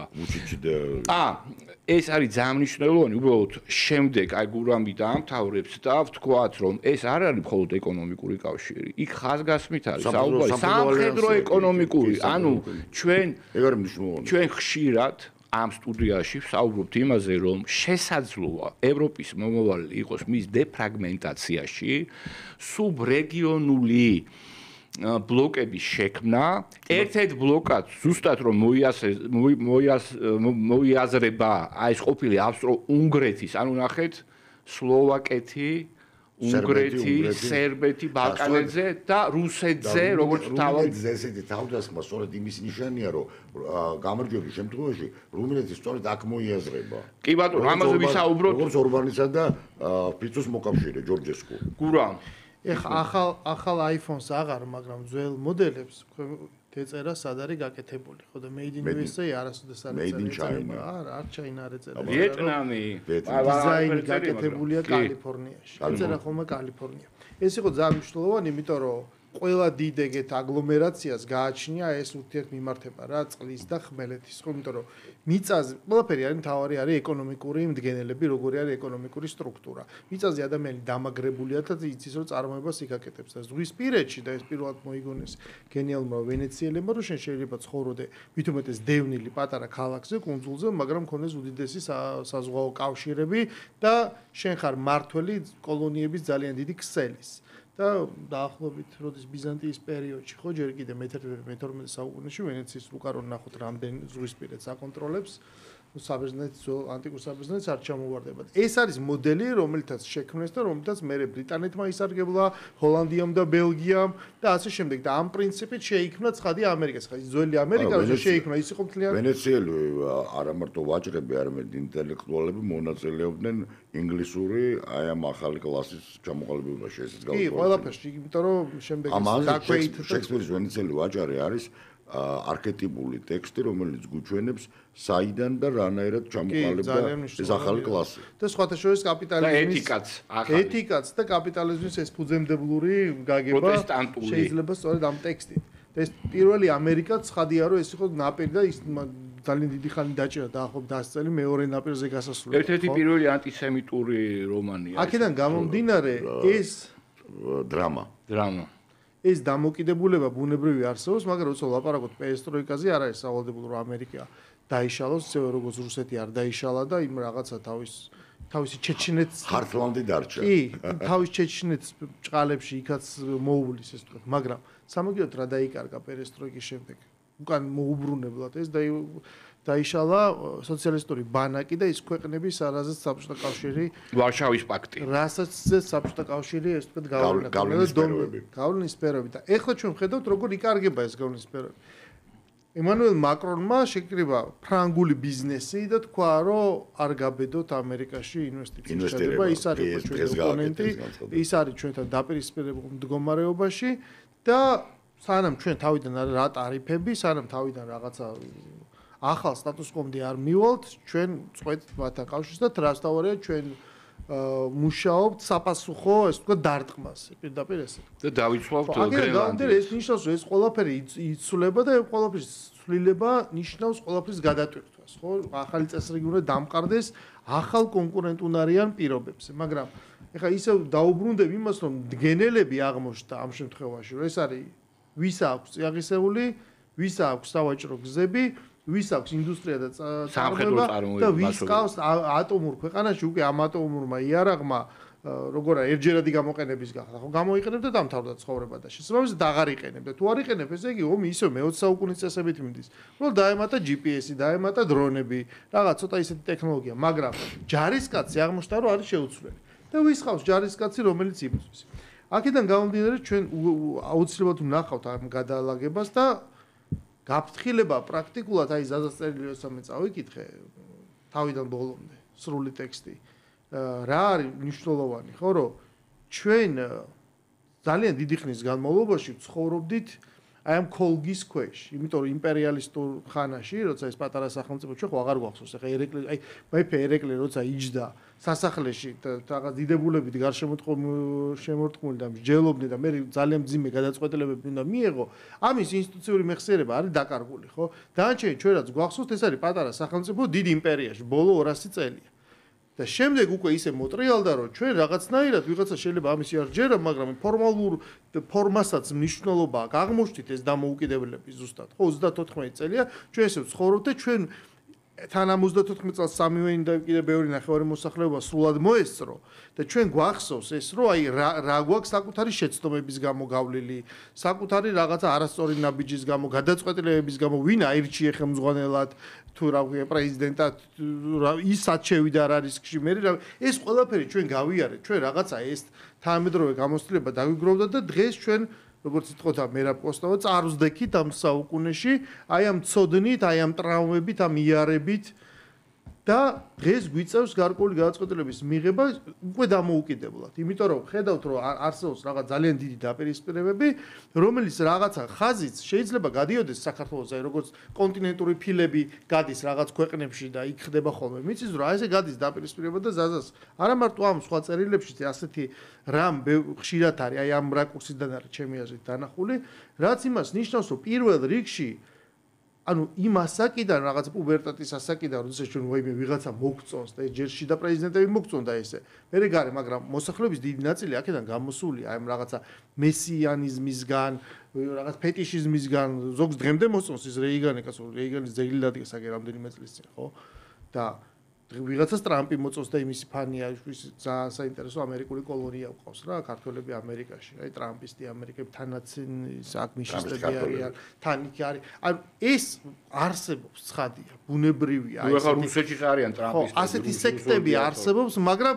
საბედნიეროდ არის უმცირესობა უმრავლესობა აცნობიერებს რომ იცი რა არის ჩვენ მე მგონი მართლა უკვე გვეყუდნის ჩვენი თავი რა იმ დოზით მაინც რა დოზითაც გეყუდნის რაღაც არის ვერ შეცვლი ხო ბუნებრივია როდესაც დიდი ტალღა და რაღაც ცუნამი გამოგივლის მაგრამ რაღაცა არის შენ ხელქვეშ რა ელემენტარულად იმდენი მაინც უნდა შეგეძლოს რომ რაღაცა სულსაწინუნებლობა მაინც გააკონტროლო ხო ანუ ეს ძალიან მნიშვნელოვანია რომ ეს განცდა უკვე გვაქვს და ეხა ყველმთელი ერი გზნობს რომ თითო სიფრთხილეს თავი არს ტკივა თითოეული ნაბიჯი არის ძალიან მნიშვნელოვანი აგადის ეს ზღვარი და ამიტომაც ჩვენ პირველ რიგში უნდა დავაკვირდეთ და კარგად გვესმოდეს სოფლიოში ამ პროცესი მიდის რომ შემდეგ შესაბამისად ვიმოქმედოთ კი ბატონო ძალიან მნიშვნელოვანია ჩემი აზრით როცა გურავი ამბობს როდესაც ჩამოთვალე შენ რამდენიმე ფაქტორი რაც ეს სახელმწიფოს უნდა გააჩნდეს საკუთარი ეწველობა საკუთარი თვითყოფადი ეკონომიკა, ბევრი ეგეთი დახურული ციკლით, როდესაც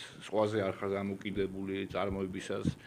ბუნებრივია წიაღისეული, ეხლა მთელი ბრძოლა მიმდინარეობს სხვათა შორის რუსებმა თავისი ემისარი გააგზავნეს შტატებში, დიმიტრიევი, რომელიც აწარმოებს მოლაპარაკებებს, აქვე ვიტყვი რომ თქვა რომ ძალიან ოპტიმისტურად, ხილი ოპტიმიზმით რომ კარგად მიმდინარეობს, რაღაცებზე მოვილაპარაკეთ, წიაღისეულს ვთავაზობთ, ამ იშვიათ ლითონებსაც ვთავაზობთ, აი ამ ფრენების რაღაც ურთიერთობას გახსნას ამასაც და მოკლედ საკმაოდ იმედიანად გამოიყურებოდა სანამ აი ეთერის წინ 1 საათით ადრე წავიკითხე რუბიოს პასუხი. რუბიოს პასუხი იყო განსხვავებული, რადიკალურად განსხვავებული, ამბობდა რომ ისინი ელოდებიან პუტინისგან კონკრეტულ ნაბიჯებს ვინაიდან ხედავენ რომ უბრალოდ დრო იწელება, დროს წელავს რუსეთი, რომ არანაირი ავიახაზების რაღაც გახსნაზე საუბარი არ არის, ვინაიდან ჩემთვის გაუგებარი ამბობს რუბიო, ვინ უნდა დაფრინავდეს, საქციები არის დადებული რუსებზე და სადაპირებთ. მოკლედ ჩვენ ხედავთ აქ გარკვეული ესკალაციის ნიშნებს, მაგრამ როდესაც გურამი ამბობს და ერთ ფაქტურად ასახელებს იმას, რომ შენ უნდა ყავდეს ჯარი, რომელსაც შეუძლია ომის წარმოება. და ხედავთ, რომ ამ კრიზისში დღეს იმყოფება ევროპა. ყველაზე კარგად გამოხატა ტუსკმა ეს დილემა. ანუ ჩვენ ვართ კონტინენტი, რომელშიც ცხოვრობს 9 მილიარდი ადამიანი და ვეხვეწებით 350 მილიონიან ამერიკას, რომ დაგვეხმაროს 140 მილიონიან რუსეთთან დაპირისპირებაში. აი ეს გამოხატავს ამ მდგომარეობას, რა მდგომარეობაშიც არის ევროპა. ანუ ნახეთ ცხოვრების დონე, ეკონომიკური აღმავლობა, უპრეცედენტო სოციალური პროგრამები, ის რაც ამერიკასაც არ უნახავს, ხო? ეს ყველაფერი ხდებოდა ევროპაში უკანასკნელი 50 წლის განმავლობაში და მივიღეთ რა? მივიღეთ განსხვავებული ვითარება. ყველაზე ბრუტალური კონტინენტი, რომელიც მე-20 საუკუნეში ყველა სისხლიანი ომების ინიციატორი იყო, პირველი, მეორე მსოფლიო ომი, დღეს ომი აღარ უნდათ. ვინაიდან დღეს კაცობრიობა რაც არ უნდა ვთქვათ, უპრეცედენტო მაღალ ცხოვრების დონეს იღებს. ადამიანს სიცოცხლე უხარია. ის არ არის რაც იყო 100 წლის წინ ჯერ კიდევ, როდესაც 80-90% უბრალოდ იტანჯებოდა ცხოვრების განმავლობაში. დღეს ყველაფერი გამარტივებული, დღეს არ არის არც უდიდესი ნაწილისთვის კაცობრიობისთვის, არც კვების მოპოვება, არც გართობა, ჭარბად არის ეს გართობა, ჭარბად არის დრაივური სხვადასხვა საშუალებები და უბრალოდ ადამიანს ვერ აიძულებ რომ იომოს. არა, რაც თავარია ბოდიში რომ გაწყვეტინა, თავარი მომენტია, მაგრამ ეს არის იდეოლოგიური მომენტი. დღეს ჩვენი ლიბერალები ამას სიამაყით გვეუბნებიან და საქართველოს აკოპერე რა ნახე, ამერიკის დამოუკიდებლობის დეკლარაციის წევრია, რომ თავისუფლება დამოუკიდებლობა ბედნიერებისკენ სწრაფვა. შენ რო ეს გამომიცხადე მე ფუნდამენტურ ღირებულებად, ბედნიერებისკენ სწრაფვა სიცოცხლის გარეშე არ არსებობს, ხა 1 წელი ხوار ვისწრაფი ბედნიერებისკენ. მთელი ცხოვრება მინდა და მეტი და უკდავება. გარდა ამისა, ამ ფილოსოფიის ადამიანმა მოიყვანა ემიგრანტი მუშა და თვითონ წამოწა. კი ბატონო, ეს ზუსტად ეს ხდება და ჩვენ არ დაგვაუწყდეს, რომ ოფიციალურ, აი დოქტრინალურ დონეზე რა იყო ევროპის მიერ გამოცხადებული სოციალურ-პოლიტიკური სისტემის დევიზი. კეთილდღეობის მოდელი, კეთილდღეობა, კომფორტი. ამის ზუსტად ამის გამო ვიღებთ იმას, რომ ჯერ პოლონეთი გააძლიერეს ისე იმის იმედად, რომ პოლონეთი რაღაც შემთხვევაში გაუწევდა წინააღმდეგობას რუსებს, უკრაინელებთან ერთად და ხედავთ, რომ გუშინ სხვათაშორის სიკორსკიმ თქვა გადასარევი ფრაზა. ჩვენ აშევავთ უკრაინის ტერიტორიაზე, ვინაიდან, აი უბრალოდ გენიალური სენტენცია რა, ვინაიდან რუსებს ძალიან უნდათ, რომ ჩვენ შევიდეთ უკრაინაში. ისინი შემოვიდნენ აქო? ხო. ანუ ის რომ რუსებს ძალიან უნდათ რომ მოხდეს გარიგება ჩვენ შორის, მაგრამ მთავარი მოტივი რა არის? ამის ქვეშ, ამის უკან რა დგას? პოლონელს არ უნდა დაპირისპირება რუსეთთან. ამიტომაც ეხვეწებიან და ემუდარებიან თურქებს, რომ იქნებ რაღაცნაირად დავიწყოთ ეს მოლაპარაკების პროცესი, იქნებ შემოხვიდეთ აქ ევროკავშირში. ის რაც თურქეთი ითხოვს, რა ვიცი 50 წლის განმავლობაში. ეხლა მინდა ვისაუბროთ ზუსტად ამაზე, უნგრეთი, სერბეთი. რატომ?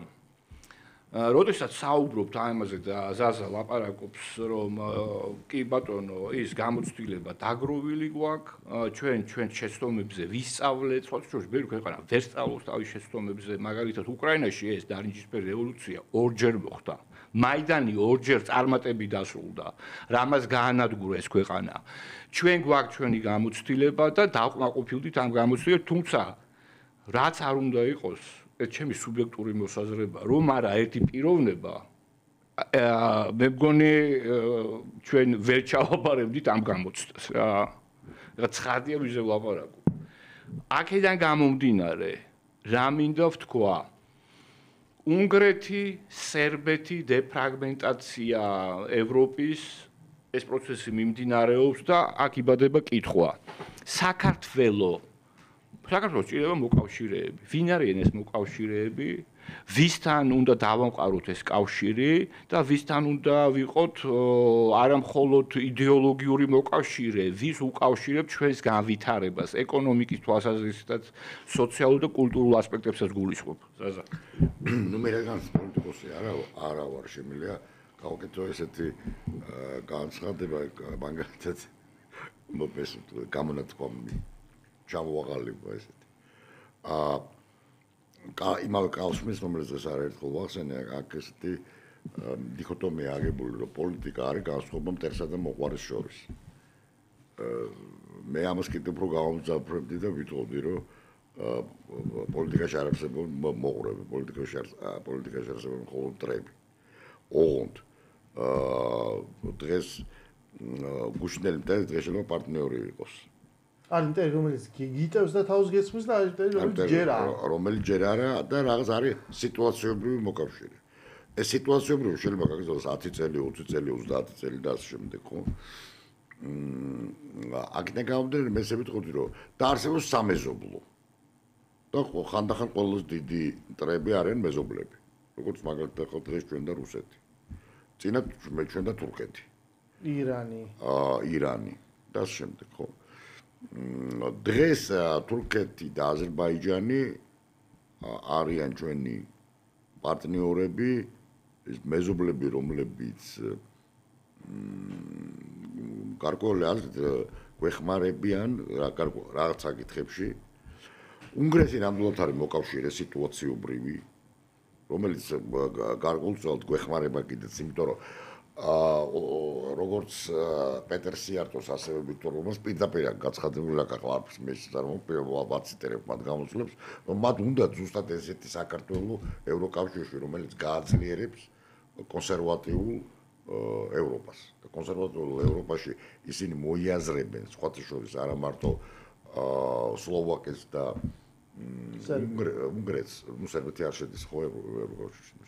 არამედ გარკვეულწილად მოიაზრებენ ასევე იტალიას, რომელსაც ძალიან საინტერესო პოლიტიკა აქვს, გარეთ ლიბერალური, შიგნით კონსერვატიული. არაფერი კონსერვატიული არის არის მოგონილი ეს მელონის ყველა თვალსაზრისით. მელონის შიგნით გარკვეული აზრით, აი ეს რაში გამოიხატება? ტოლვილების ნაკადი ორჯერ არის გაზრდილი და სრული განუკითხაობა არის იტალიაში. უბრალოდ მომხიბლავი და ძალიან ცოცხალი ადამიანია და რაღაც გარკვეული ზიდულობა აქვს. ის აჯენდა, რომელიც ჩვენ მოგწონს, აი ტრამპი დეკლარირებულად კი. დეკლარირებული, მას აქვს დეკლარირებული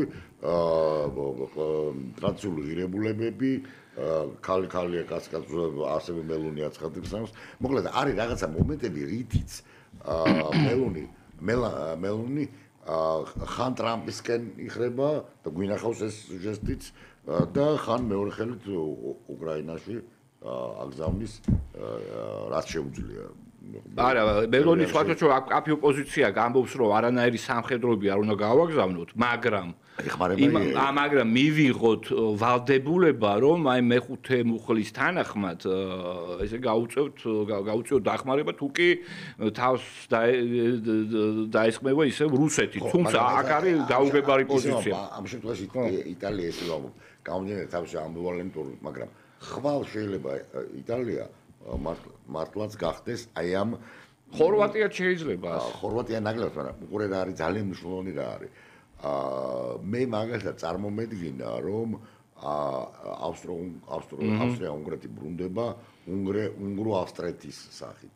მაგრამ კიდევ უფრო საინტერესოა, რომ შეიძლება ეს მოდელი სხვანაირად განხორციელდეს უნგრო-სერბეთის სახით. ავსტრო-სერბეთი კი არა, უნგრო-სერბეთის, არა.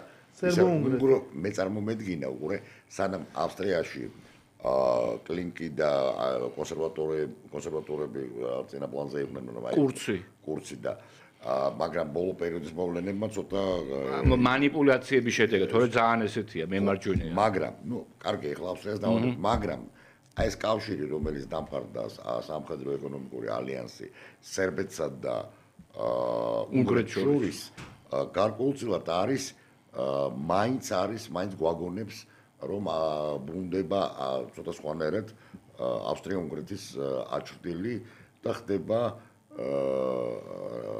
ჩემი აზრით უნდა ველოდოთ ევროპის სწორედ ეს ფრაგმენტაციას გარკვეულ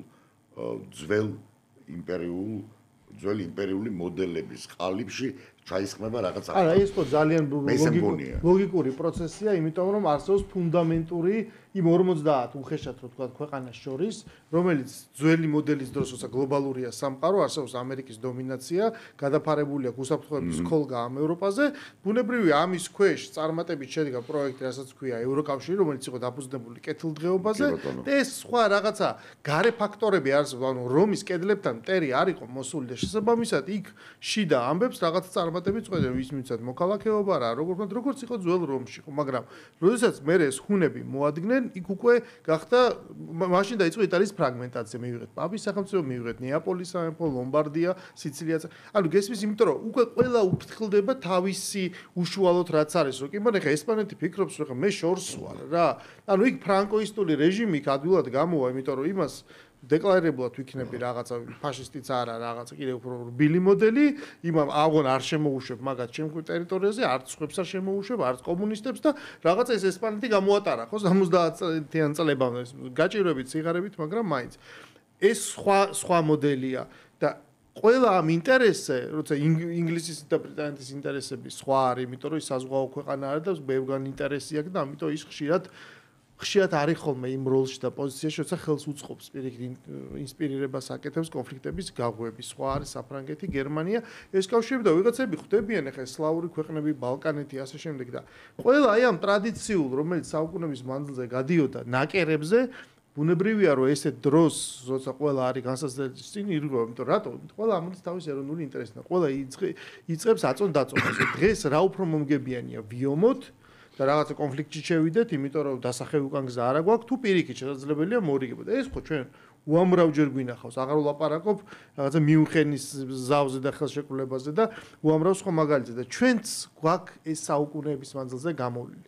ქართველი სამეფო კარი ყოველთვის წონიდა, რომ რა მომენტში რისი თავი გვაქვს. როდის უნდა მივცეთ ხარკი, როდის უნდა ვიომოთ, როდის უნდა დავნებდეთ და როდის რა უნდა გავაკეთოთ. ჩვენ ყველანაირი მოდელი და ეს ჩვენ რაღაცა გენეტიკურ მეხსიერებაში არსებობს.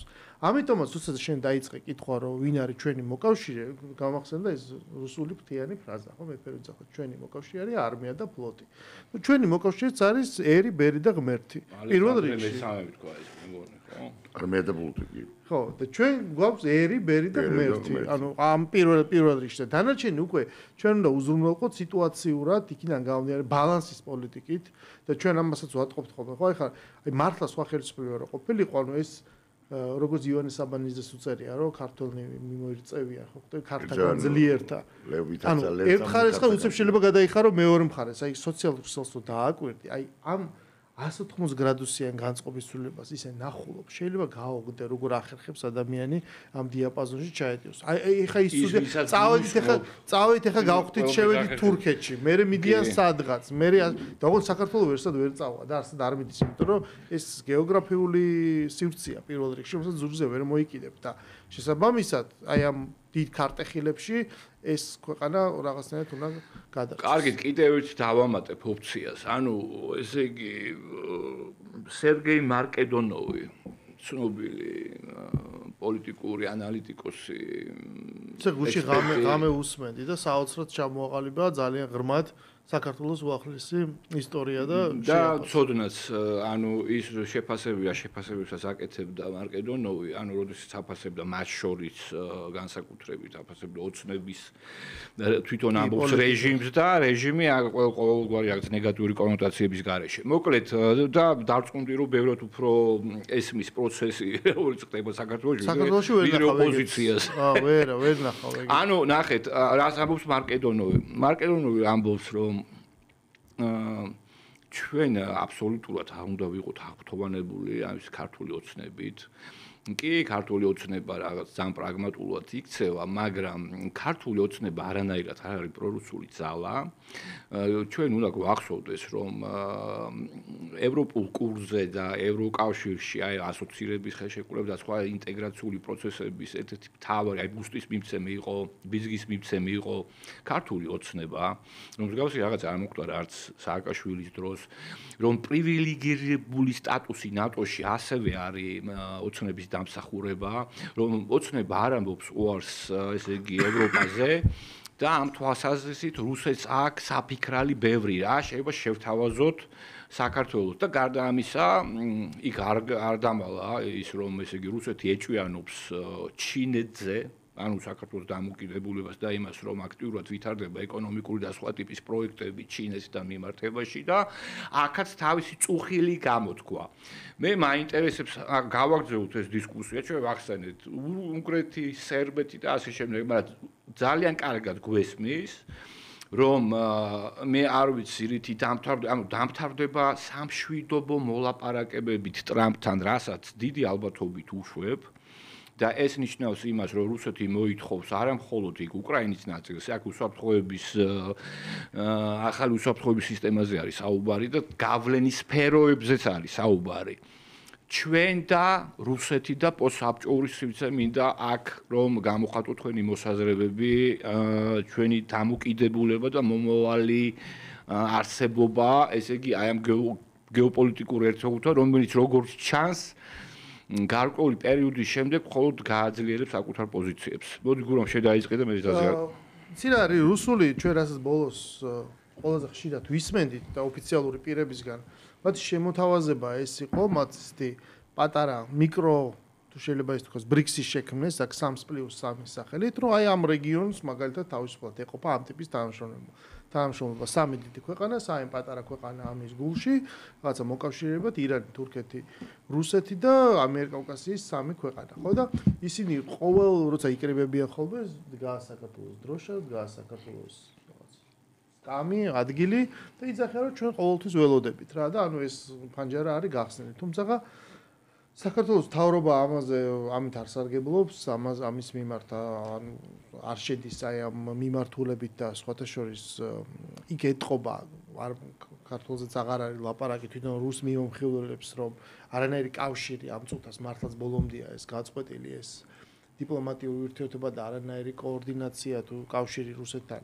არ არსებობს ამ შემთხვევაში საქართველოს თამაშობს იმ მოცემულობიდან გამომდინარე, რაც მას მემკვიდრეობით ერგო და რაც მას ხვდა წილად, ძალიან საინტერესო იყო კი ბატონო, მეც უსმინე ამ მარკედონოვის ძალიან ისეთი ღრმა ისტორიული წიაღსვლით, ხო, თავისი სეპარატისტული მოძრაობებით, თავისი კონფლიქტებით, რომელსაც ესმის რა წინააღმდეგობაა და რომ ეს უნიკალური არ იყო საქართველოს შემთხვევაში და საბჭოთა კავშირში ყველგან მოხდა მსგავსი რაღაცა მოძრაობები და ის აანალიზებს, რომ თქვა საქართველოს რაცა და როგორ ვერ გამოუვიდა, სად შეტრიალდა და რუსეთს რა შეეძლო გაეკეთებინა და თქვათ სიტყვაზე არ გააკეთა ხო საქართველოსთან მიმართებაში და ნუ ყოველ შემთხვევაში ამას გადის იქამდე სანამ ჩამოაყალიბებს აი ამ რაღაცა ანალიზს და დამოკიდებულებას დღეს რა ვითარება გვაქვს და დღეს როგორც მინიმუმ ჩანს რომ საქართველოს იქცა ყოველ შემთხვევაში თავის რეგიონში ამ ისტორიის სუბიექტად უკვე ანუ ის იღებს გადაწყვეტილებებს რაღაცებთან მიმართებაში და დღეს წარმატებით ახერხებს რომ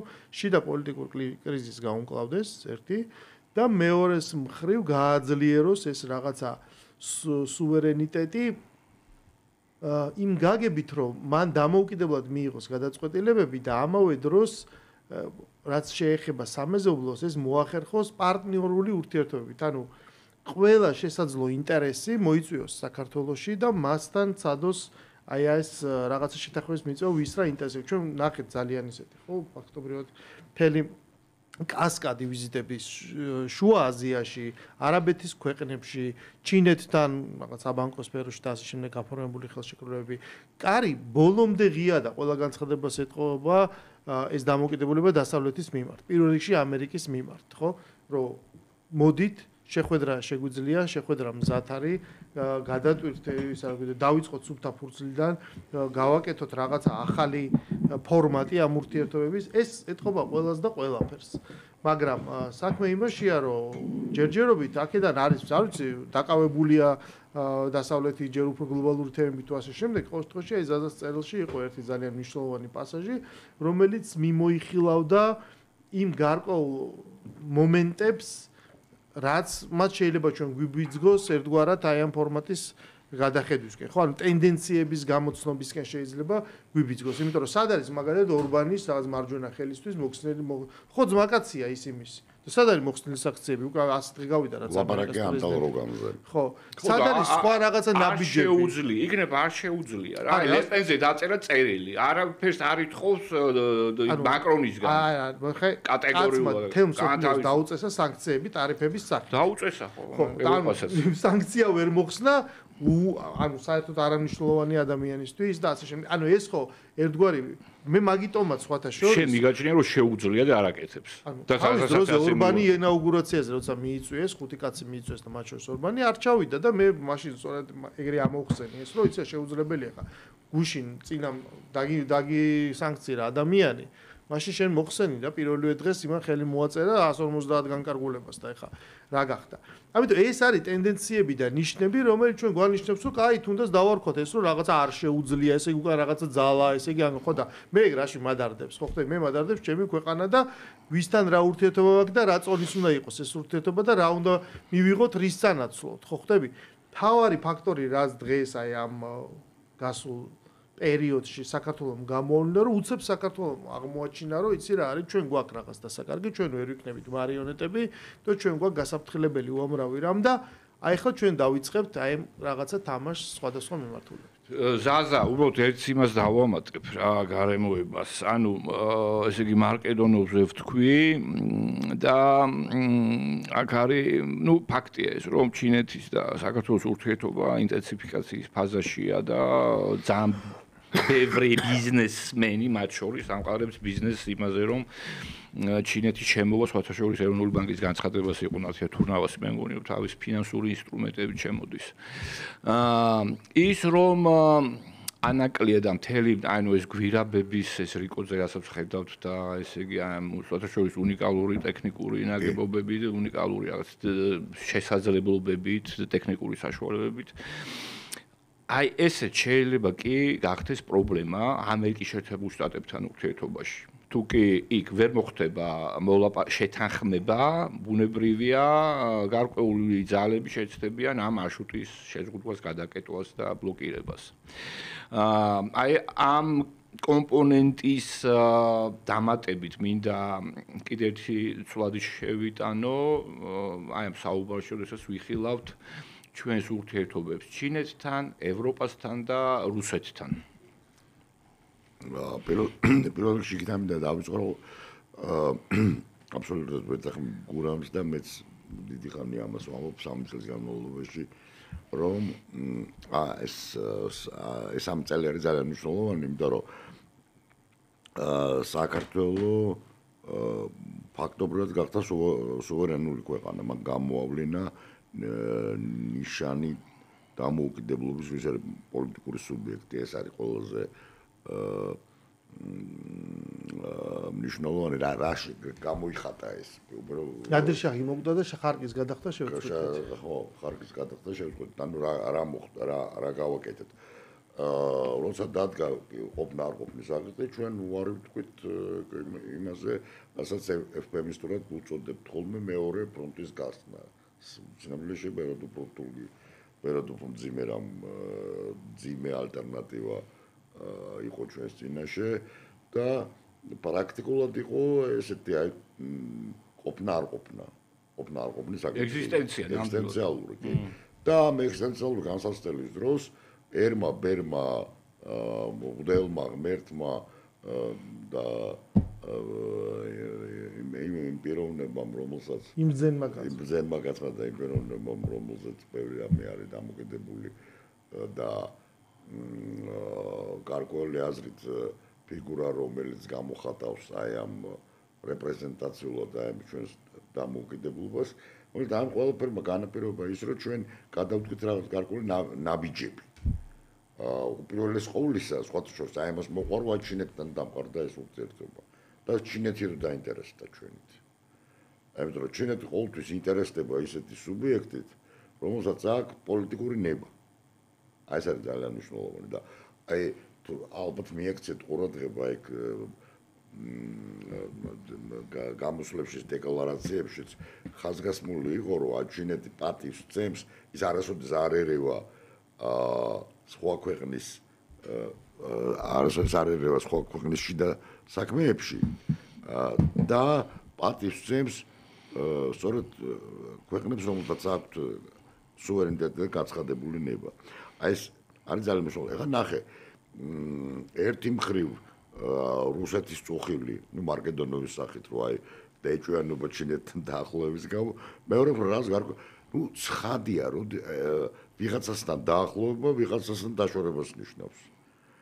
მაგრამ ჩვენ გვაქვს ახლა უნიკალური შანსი, რომ გავიაროთ ბეწვის ხიდზე და აი გურამი ლაპარაკობდა ამ ტექტონიკურ ფილებზე. როდესაც არის ისეთი მომენტი, როცა ყველა წინააღმდეგარი, როგორც ოფსი იტყოდა, ხო? არსებობს ორი მოდელი საწყისი მდგომარეობის. ერთი არის ოქროსხანა, რუსოსი, მეორე არის ყველა წინააღმდეგ და საზოგადოებრივი კონტრაქტი ან შეთანხმება. ან რუსოსი თუ გარეთ გავიტანთ, თუ დიდროსი.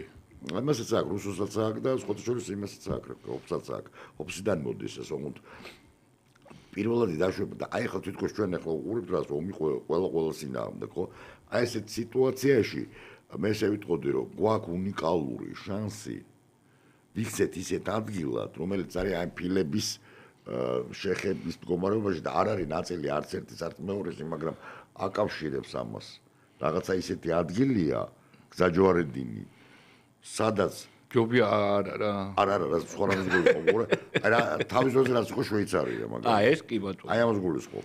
ანუ არსებობს არა მხოლოდ შავი და თეთრი ჭადრაკის დაფის შავი და თეთრი უჯრები, არამედ არსებობს რაღაცა აი ესეთი ზონა შეხების. აი, უყურე რა არის ჩვენ ვავალთ თეთრის და შავის ზღვარი. უყურე უნდა გაივლოს წითელი ხაზები, თამაშის წესები.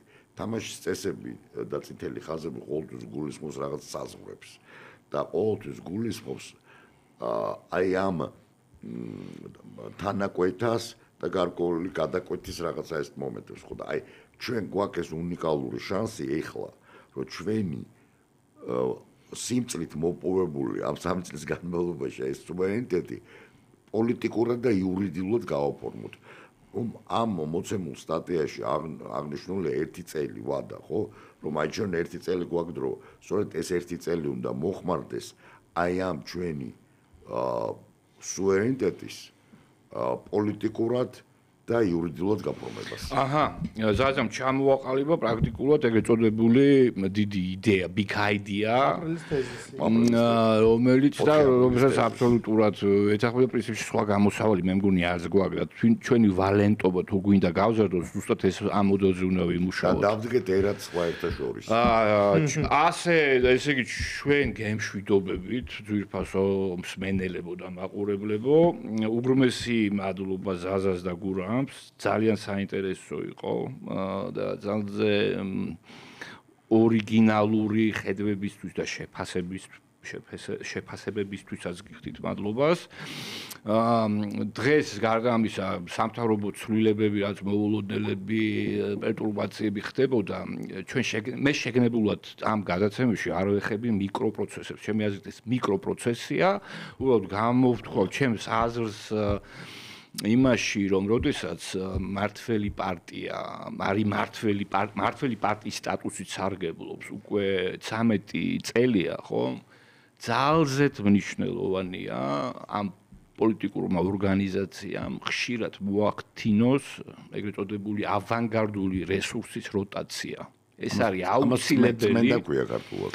როგორც გინდათ ესე ხოლმე ეს როტაციას კადრების წმენდა სხვა კონოტაციებია, სხვაგან მიდის, აქ ზაზა როც დაიბადა მაშინ ეგრე იყო ახლა. არა, მე უფრო გვიან დავიბადე, ეგრეც არა.